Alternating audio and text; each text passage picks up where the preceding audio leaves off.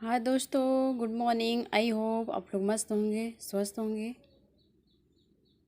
आज का जो टॉपिक है मांस एवं अस्थि संस्थान से टॉपिक है। फिजियोलॉजी से क्वेश्चन लिया गया है और परीक्षा की दृष्टि से देखा जाए तो महत्वपूर्ण टॉपिक है और बहुत बार क्वेश्चन पूछे भी गए हैं टॉपिक से।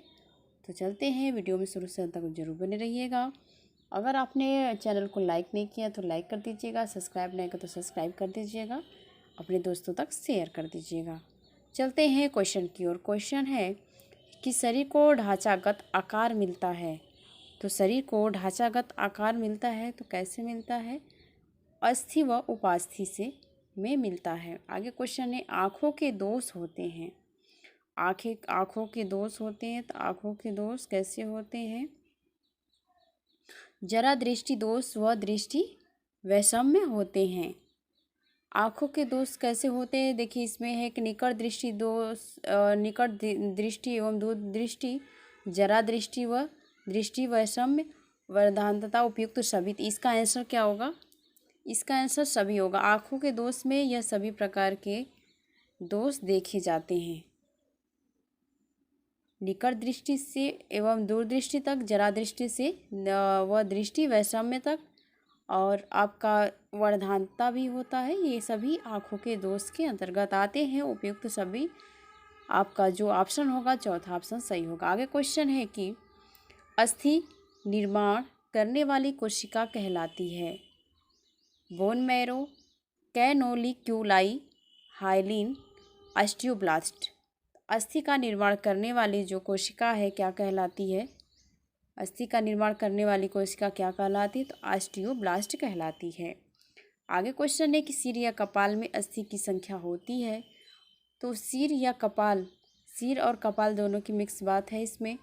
तो अस्थियों की संख्या है, सिर या कपाल कहिए या तूने सिर कहिए, दोनों का अगर बात कहा जाए तो उसमें 8 अस्थियाँ पाई जाती हैं, उनकी संख्या 8 होती हैं। 20 का आंसर सही। आगे क्वेश्चन है कि सिर हिलता है तो किसके कारण हमारा जो सिर है हिलता है?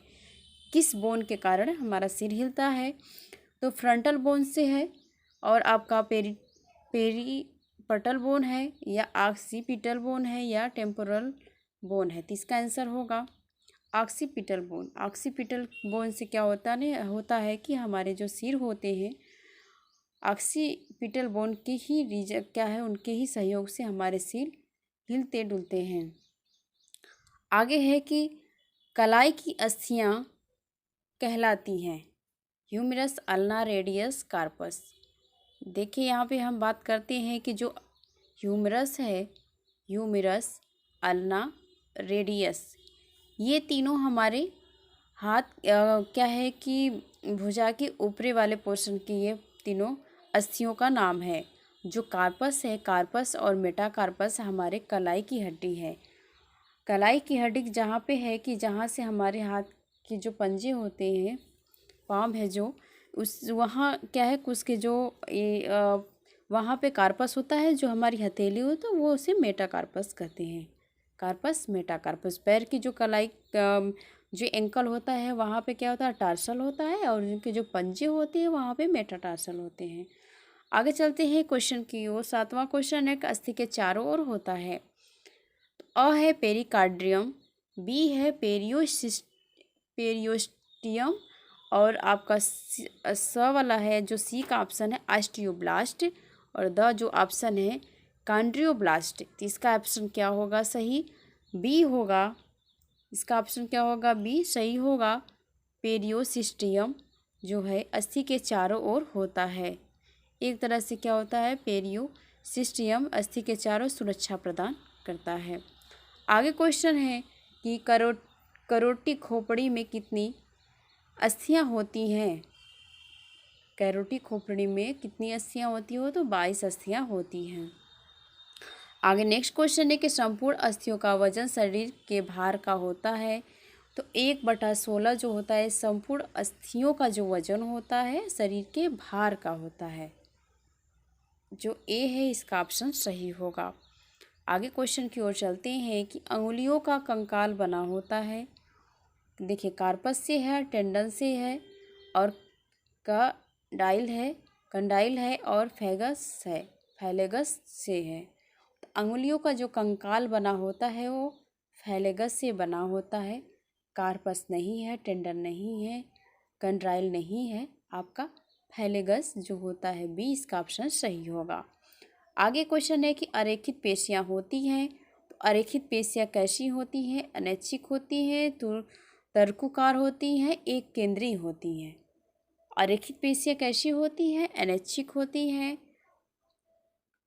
तुर्ककार एवं एक केंद्रीय होती हैं। ये इसका ऑप्शन सही होगा। आगे क्वेश्चन है कि पसलियों की संख्या होती है, तो 24 होती है। 12 जोड़ी में होती हैं, और अगर संख्या में 12 जोड़ी होती हैं, अगर संख्या की बात की जाए तो संख्या कितने होते हैं? तो 24 संख्या इसके होते, कितने होते हैं? संख्या 24 होते हैं। तो इसका ऑप्शन ए सही होगा। आगे क्वेश्चन की ओर चलते हैं कि अस्थियों का पोषण होता है। तो अस्थियों का पोषण किस में होता है? अस्थि मज्जा में। अस्थियों का जो पोषण है अस्थि मज्जा में होता है। जैसे कि हमारा जो आरबीसी का निर्माण अस्थि मज्जा में भी होता, अस्थि मज्जा में होता है, और हमारा जो 120 दिन के बाद जो आरबीसी मर जाती है वो कहाँ मरती है? प्लीहा में मरती है। आगे चलते हैं क्वेश्चन की ओर। कान कितनी अस्थियों से मिलकर बना है? तो कान कितनी अस्थियों से मिलकर बना है? 6 अस्थियों से। आगे क्वेश्चन है कि आगे क्वेश्चन की ओर चलते हैं। कलाई में कितनी अस्थियां होती हैं? कलाई में कितनी अस्थियां होती हैं? तो 8 अस्थियां होती हैं। कलाई में कितनी अस्थियां? जो हमारा कार्पस होता है वहाँ पे 8 हड्डियां होती हैं, और जो पैर के जो टार्सल्स होते हैं वहाँ पे 7 हड्डियां होती, एक का अंतर पाया जाता है। तो कलाई की जो अस्थियां होती हैं उसमें 8 अस्थियां पाई जाती हैं। आगे है 16वां क्वेश्चन है कि अंगुलियों में अस्थियों की संख्या होती है। तो अंगुलियों में चाहे हाथ की अंगुली हो चाहे पैर की अंगुली हो, सभी अंगुलियों में अगर देखा जाए तो 14 हड्डियां पाई जाती हैं। अगर दोनों हाथ को मिला के देखेंगे तो इसमें भी, हाथ में भी 14 हड्डियां हैं, और पैर में भी देखेंगे जो हड्डियां हैं सभी 14 हैं। तो अंगुलियों के अस्थियों की संख्या होती है, ऑप्शन होगा बी 14। आगे है क्वेश्चन है कि मेरुदंड में कितनी अस्थियां होती हैं?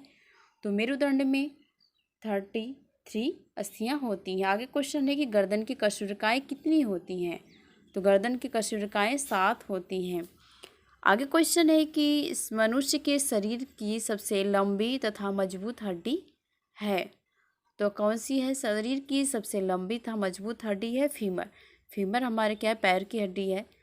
इस क्या है कि सबसे लंबी हड्डी है और मजबूत हड्डी भी कही जाती है। सी इसका ऑप्शन सही होगा। आगे क्वेश्चन है कि कोहनी पर कौन सी संधि होती है? जो हमारे कोहनी होती है, हम क्या है कि हम अपने हाथ को इधर उधर घुमा सकते हैं, इससे कार्य कर सकते हैं। तो किस संधि के वजह से कर सकते हैं? अपने जो कोहनी होती हैं उन वहाँ से क्या होते हैं कि मूवमेंट करा सकते हैं हाथ। तो वहाँ पे क्या है? कौन सी संधि है? कब्जा संधि है। आगे चलते हैं क्वेश्चन की ओर। चेहरे में कितनी अस्थियां पाई जाती हैं? चेहरे में 14 अस्थियां पाई जाती हैं।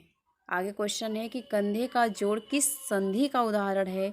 तो कंदुक खलिका संधि का उदाहरण है। जो कंधे की जोड़ होती है कंदुक खलिका संधि की उदाहरण है।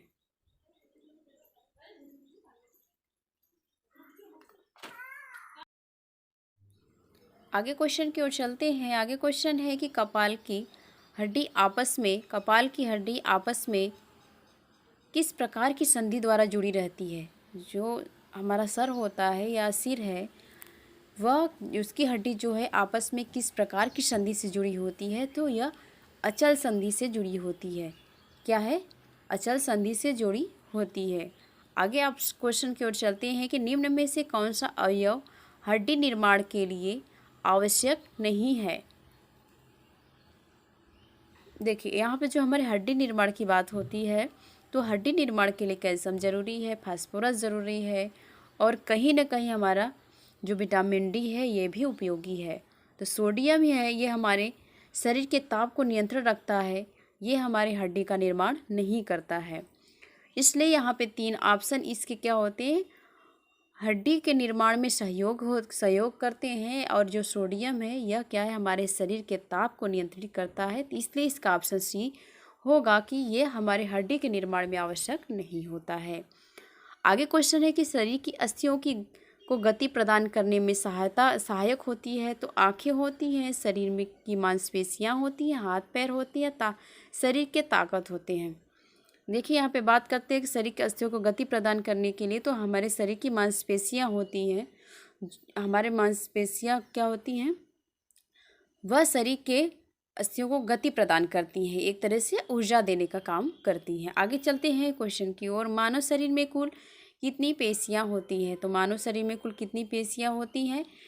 पेशियों की बात कही जाए तो 600 से एबव होते हैं, लेकिन यहाँ पे ऑप्शन 600 की बात ऑप्शन में दिया है, तो हम बी पे जाएंगे। 639 के लमसम दिया है जो हमारे पूरे कुल पेशियां होती हैं। तो यहाँ पे ऑप्शन 600 अगर ऑप्शन दिया तो एवं उसकी संख्या नहीं दिया है, तो हम 600 पे जाएंगे। आगे क्वेश्चन है कि पेशियों का शरीर के लिए क्या महत्व है? पेशियों का शरीर मतलब पेशियों के लिए शरीर के लिए क्या महत्व है? तो ये क्या है, क्या करता है? तो यह शरीर को सुंदर और सुडौल बनाती मांसपेशी शरीर को क्या करता है, सुंदर और सुडौल बनाता है। शरीर को गति प्रदान करने का काम करता है। शरीर के कुछ अंगों का निर्माण भी करती है, और ये उपयुक्त सभी। तो इसका ऑप्शन क्या होगा? ऑप्शन होगा डी, सभी इसमें महत्वपूर्ण हैं। पेशियों जो शरीर की पेशियां होती हैं, ये सभी इसमें अपना योगदान देती हैं। आगे है क्वेश्चन की मांसपेशियों को स्वस्थ रखने के लिए आवश्यक है। मांसपेशियों को स्वस्थ रखने के लिए हम क्या आवश्यक रखते हैं अपने दिनचर्या में? पौष्टिक भोजन, विश्राम, व्यायाम, उपयुक्त सभी। इसका ऑप्शन होगा उपयुक्त सभी। उपयुक्त सभी इसलिए हम मानते हैं कि हमारे मांसपेशियों को स्वस्थ रखने के लिए या शरीर को स्वस्थ रखने के लिए हमें पूर्ण तरीके से पौष्टिक भोजन करना चाहिए, समय के अनुसार विश्राम करना चाहिए, और व्यायाम भी ज़रूरी है। इसलिए अपने मांसपेशियों को स्वस्थ रखने के लिए हम क्या करते हैं? पौष्टिक भोजन, विश्राम और व्यायाम को भी अपनाते। उपयुक्त तो सभी होगा, डी इसका ऑप्शन सही होगा।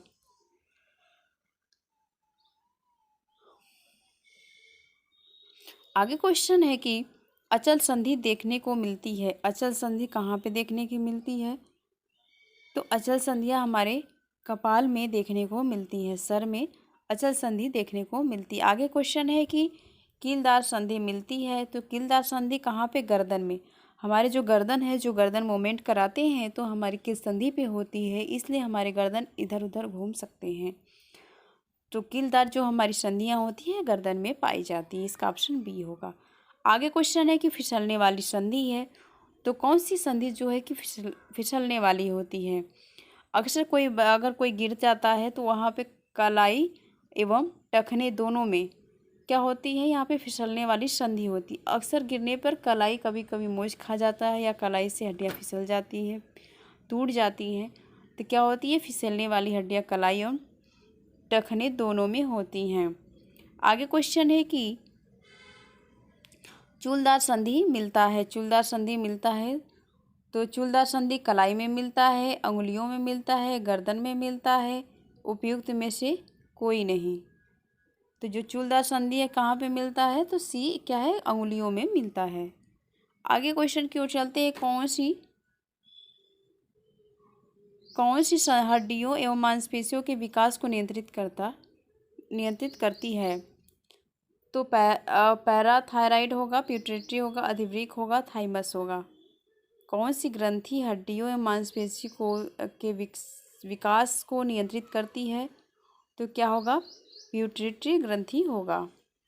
यह क्या है कि हमारे मांसपेशी और विकास को भी नियंत्रित करता है। आगे ऑप्शन क्वेश्चन की ओर चलते हैं। पेट की पेशियाँ किस प्रकार की होती हैं? पेट की पेशियाँ किस प्रकार की होती हैं? ऐच्छिक होती हैं, अनैच्छिक होती हैं, हृदय पेशी होती है, उपयुक्त में से कोई नहीं।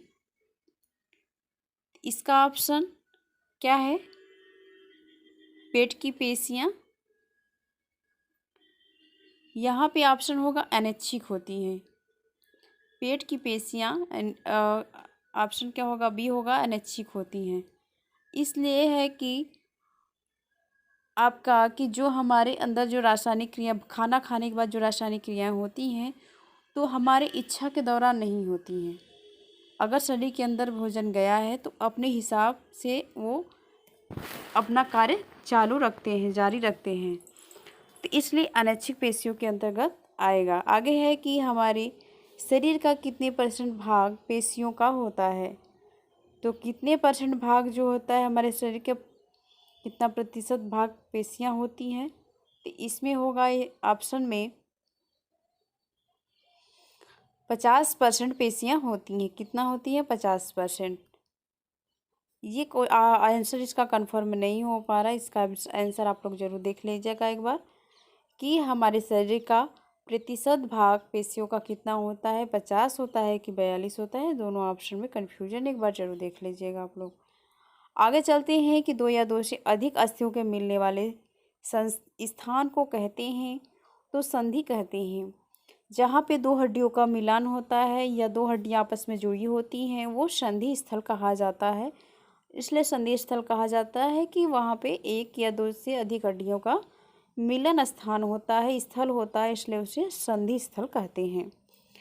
आगे क्वेश्चन की ओर चलते हैं कि गठिया रोग संधियों में किस लवण के जमा हो जाने के कारण होता है।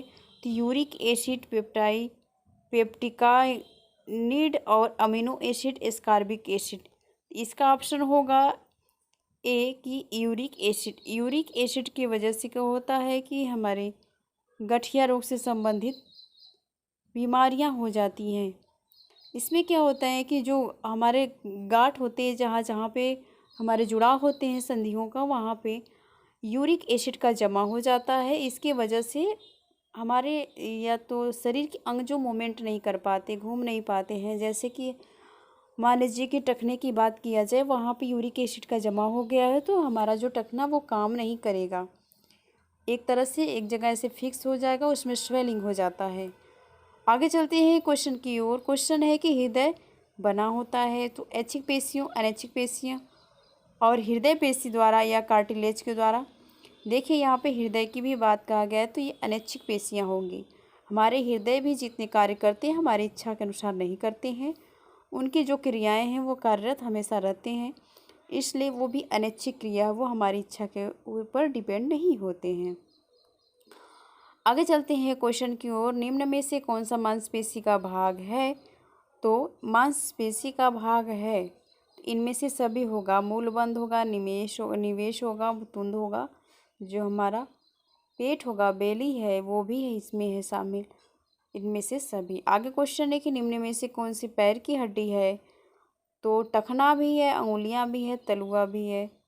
क्या पूछा है? पैर की हड्डी की बात की गई तो इनमें से सभी माना गया है। आप आगे क्वेश्चन की ओर चलते हैं। शंख अस्थियाँ पाई जाती हैं।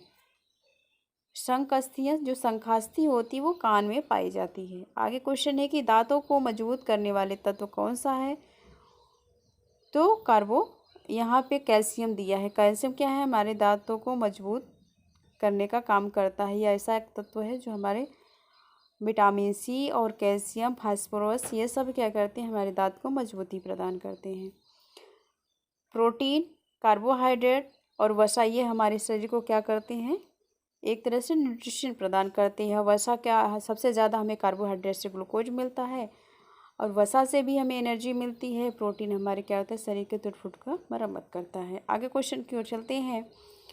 निम्न में से कौन सी अस्थि का प्रकार नहीं है। तो उक्त जो संधियाँ हैं ये सभी क्या है? अस्थि संधि का प्रकार नहीं है। पूर्ण है, अपूर्ण है, अचल है, ये सब नहीं है।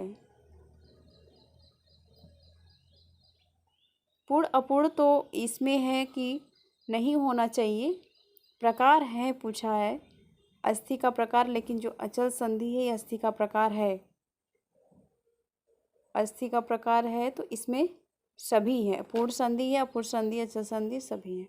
आगे क्वेश्चन एक अस्थियों की संख्या होती है तो 2 होती हैं। जिससे हमारे आंसू आते हैं वो 2 ऐसी संधियाँ होती हैं जिससे हमारे आँख में आंसू आते हैं, इसलिए अश्रु संधियों की संख्या पूछी गई थी 2 होते हैं। ए ऑप्शन सही होगा। आगे क्वेश्चन है कि उपास्थि डॉट डॉट नामक पदार्थ से बना होता है तो कांड्रियन, जो कांड्रियन होता है ये उपास्थि के कार्डियन नामक पदार्थ से बना होता है। आगे क्वेश्चन की ओर चलते हैं कि पेशियों के दोनों सिरे धागे के समान श्वेत ऊतकों से बने होते हैं, जिसे कहा जाता है कंडरा। क्या कहा जाता है? कंडरा। आगे क्वेश्चन है कि मांसपेशियां बीच में मोटी होती हैं।